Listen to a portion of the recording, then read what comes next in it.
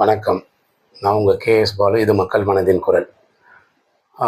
எதிரின்னு ஒருத்தர் இருந்தால் நண்பன் ஒருத்தர் இருப்பான். நண்பன் ஒருத்தர் இருந்தால் எதிரின்னு ஒருத்தர் இருப்பான்.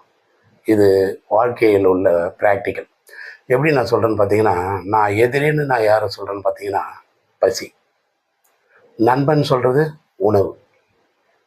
இப்போ வந்து நமக்கு எதிரி கண்ணுக்கு தெரியும் பொழுது நண்பன் தேவைப்படுறான். அதாவது பசி எடுக்கும்பொழுது உணவு தேவைப்படுது தானே. அந்த மாதிரி எல்லா இடத்துங்களையும் சில இடங்களெல்லாம் பார்த்தீங்கன்னா, நிறைய எதிரி இருக்கான். இப்போது சில உறவுகளுக்கு பார்த்தீங்கன்னா, என்றைக்குமே கண்ணு கெட்டின தூரத்தில எதிரியே இருக்கான். ஆனால் கை கெட்டாத தூரத்தில நண்பன் இருக்கான். அவங்களுக்கும் நான் வந்து என்ன சொல்கிறேன்னா, கண்ணுக்கு எட்டின தூரத்தில நண்பன் இருக்கட்டும், கண்ணுக்கு எட்டாத தூரத்தில எதிரி இருக்கட்டும். ஏன்னா எதிரியும் வேணும், பசியும் தேவை தானே. நாமெல்லாம் மனித பிறவி தானே. மனித பிறவின்னு இருந்தாலே பசி, பட்டினி, பஞ்சம் எல்லாமே இருக்க தானே செய்யும். இதெல்லாம் நம்ம ஏற்றுக்கிறோம்.